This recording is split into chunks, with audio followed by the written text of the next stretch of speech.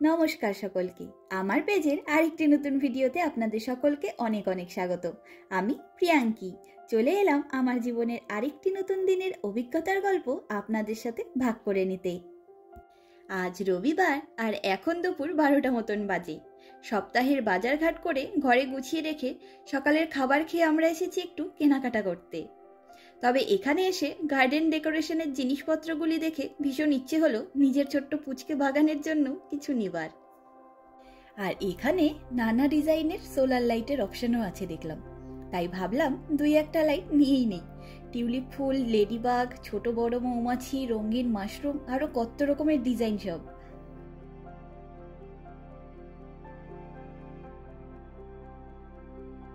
তবে আমার সব থেকে বেশি পছন্দ হয়েছে লেডিবাগ আর ছোট্ট মৌমাছিগুলিকে, তাই সেগুলি নিয়ে এবারে এলাম আমার জন্য সামার কালেকশনের কিছু জিনিস কিনতে।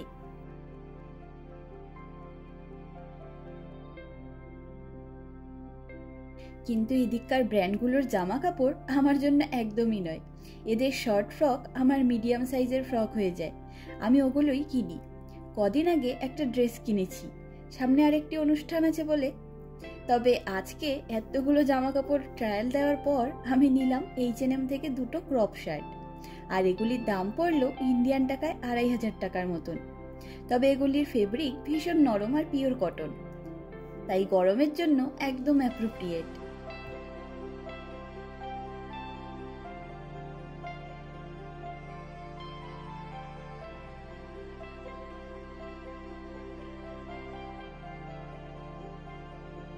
যাই হোক, আমরা নিজেদের শপিং শেষ করে এলাম সাবওয়েতে সাব স্যান্ডউইচ খাবো বলে। আজকে এটাই আমাদের লাঞ্চ। দুটো জামা কিনতেই হাঁপিয়ে গেছি জানেন। এখানকার সব ট্রায়াল রুমগুলোতে লম্বা লম্বা লাইট হয়, ওই জন্যই আরো বেশি দেরি হয়ে গেল, তাই খিদেও পেয়ে গেছে বেশ খানিকটা।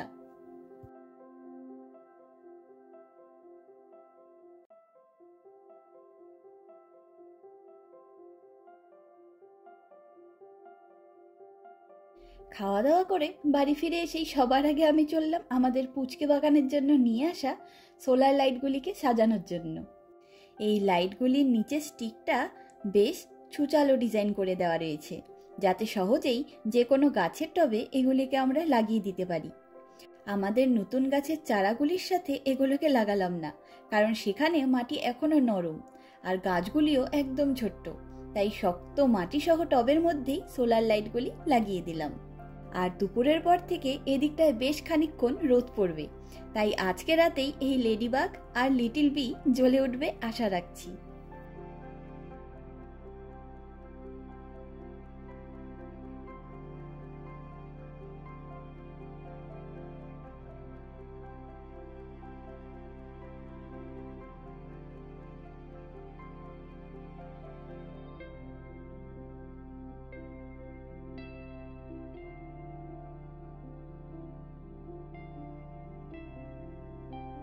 যাই হোক, আমরা আবার বেরিয়েছিলাম আমাদের পাড়ার ইন্ডিয়ান দোকান থেকে জিনিসপত্র নিয়ে আসার জন্য। তবে ফেরার পথে নিয়ে এলাম এই ড্রিঙ্কসগুলি। এগুলি চুপা চুপসের স্পার্কলিং ড্রিঙ্কস, দুটোই ফ্রুট ফ্লেভারের। আগে কখনো খাইনি, তাই ভাবলাম একবার খেয়ে দেখি। আর ইন্ডিয়ান দোকান থেকে নিয়ে এলাম সর্ষের তেল, পোস্ত, এলাচ গুঁড়ো, মসুর ডাল আর 500 গ্রাম পতঞ্জলি ঘি। তবে এবারে সর্ষের তেলটাও পতঞ্জলি কোম্পানির পেলাম, তাই সেটাই নিয়ে এসেছি।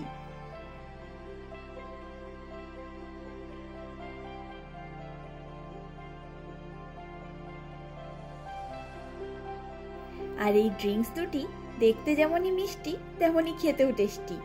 একটা ওয়াটারমেলন আর একটি মেলান ফ্লেভারের ছিল। এখানে এসে আমি নানা রকম এত ড্রিঙ্কস পেয়েছি খাওয়ার জন্য যে এখন আর কোকাকোলা, মিরিন্ডা, স্প্রাইট এগুলো কোল্ড ড্রিঙ্কস খেতেই ইচ্ছে করে না।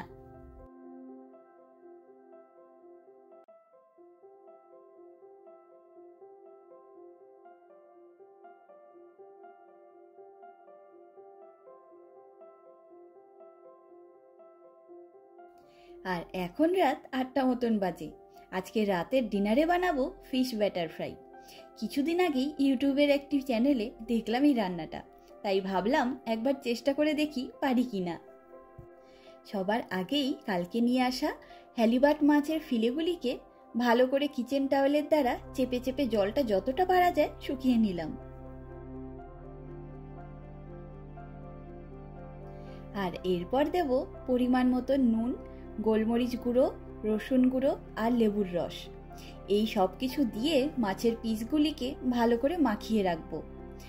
ওই ধরুন 30 মিনিট মতন ম্যারিনেট করব।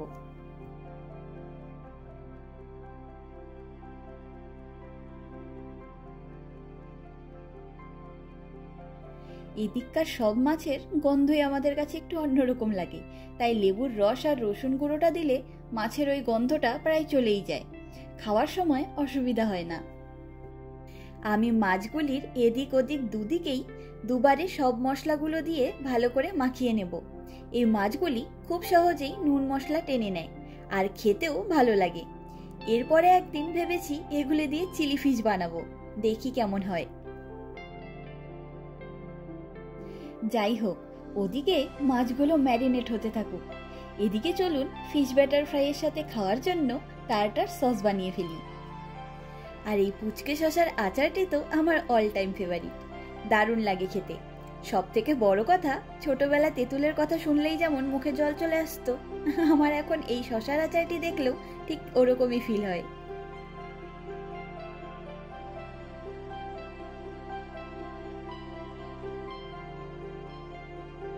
সবার আগেই পুচকে শসার আচারের থেকে 3-4টে শসাকে কুচি কুচি করে কেটে নিয়েছি।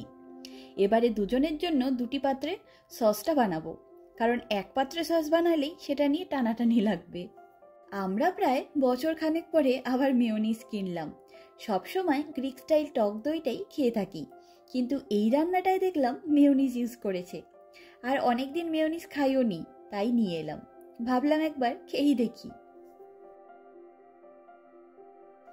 আর ওই জন্যই দুজনের জন্য 2 পাত্রে সমান পরিমাণ করে মেয়োনিজ নিয়ে নিলাম। আর তার মধ্যে দেব একটু ডিল, পরিমাণ মতন রসুন গুঁড়ো আর এই ছোট শসার কুচিগুলো। সব কিছুকে ভালো করে মিশিয়ে নেব মেয়োনিজটার সাথে, তাইলেই আমাদের টার্টার সস একদম রেডি। এদিককার মাছগুলো আমাদের দুজনেরই এরকম সব প্রিপারেশনে খেতেই বেশি ভালো লাগে। অনেককেই দেখি যা মাছ পাবে সব মাছকেই সবজি দিয়ে ঝোল ঝাল চচ্চড়ি বানিয়ে ফেলে। আমারও মাঝে মধ্যে মনে হয় চেষ্টা করে দেখি কেমন লাগে খেতে, কিন্তু এদিককার মাছগুলি দিয়ে ঝোল রান্না করলে এদের গন্ধটা যাবে না, ওই ভয় পেয়ে আমি সেরকম কিছু রান্না করিনি এখনো।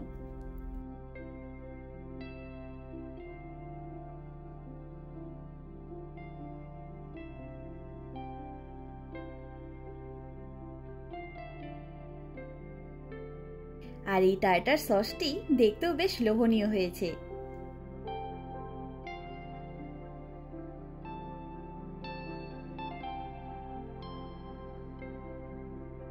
আর এখন বানাবো ফিশ ব্যাটার ফ্রাইয়ের ব্যাটারটা। সবার আগেই একটা বাটিতে 2 টেবিল স্পুন ময়দা আর 2 টেবিল স্পুন কর্নফ্লাওয়ার নিয়ে নিয়েছি। এরপর আমি এখানে দিয়ে দিলাম পরিমাণ মতো নুন, গোলমরিচ গুঁড়ো, লঙ্কা গুঁড়ো, রসুন গুঁড়ো আর হার্বের মধ্যে দিলাম একদম অল্প পরিমাণ ডিল, ফ্লেভার আসার জন্য।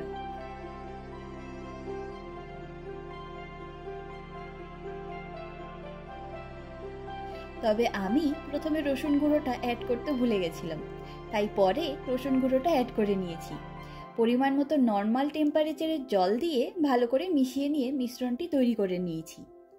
আমি এখানে ব্যাটারটা বেশি গাঢ় করলাম না, কারণ তাতে আরও বেশি তেল টানবে। আর আমাদের মতন মাছে ভাতে বাঙালিকে এখন কত রকমভাবে মাছ খেতে হয় দেখেছেন? কিছু করার নেই, মাছের দ্বারা আমরা যে ভিটামিন প্রোটিনটা পাই তার বিকল্প হিসাবে আমাদের এখন মেডিসিন খেতে হচ্ছে, তাই মাঝে মধ্যে নানা রকমভাবে মাছটাকে খাওয়ার চেষ্টা করি আর কি। যাই হোক, চলুন এবারে এক এক করে প্রায় ডুবো তেলে মাছগুলোকে ভেজে ফেলি ভালো করে।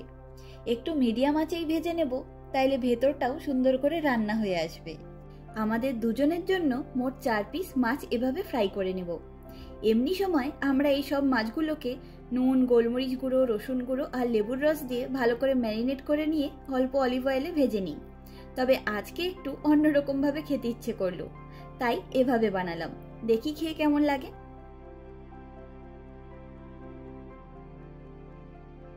আর যেহেতু আমি ব্যাটারটায় হলুদ অ্যাড করিনি, তাই এরকম সাদা সাদা হয়েছে মাছগুলিকে ফ্রাই করবার পরে। তবে ভীষণ সুন্দর একটা গন্ধ ছেড়েছে মাছগুলি।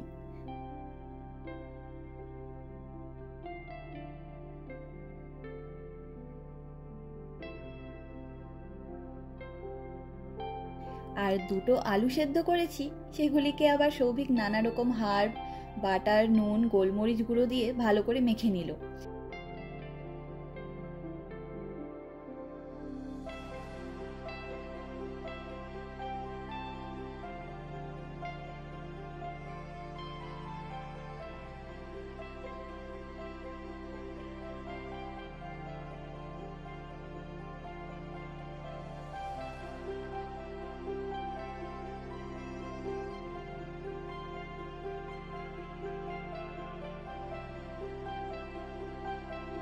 আর এই যে আমাদের ফিশ ব্যাটার ফ্রাই একদম রেডি। ভেতরটাও ভীষণ সুন্দর জুসি হয়েছে, খেতেও দারুণ লাগছে। তবে টার্টার সসটা জাস্ট জমিয়ে দিয়েছে সম্পূর্ণ ব্যাপারটিকে।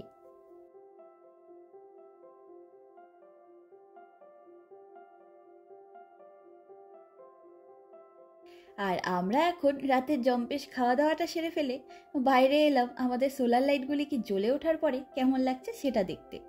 ভারী মিষ্টি কিন্তু এগুলি দেখতে, তাই না?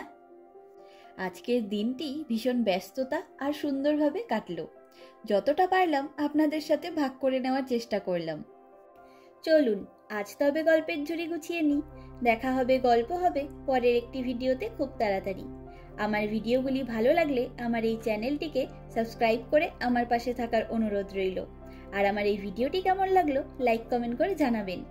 আপনাদের সহযোগিতা ছাড়া আমার এই পথ চলা অসম্ভব। সকলে ভালো থাকবেন, সুস্থ থাকবেন, আনন্দে থাকবেন। নমস্কার।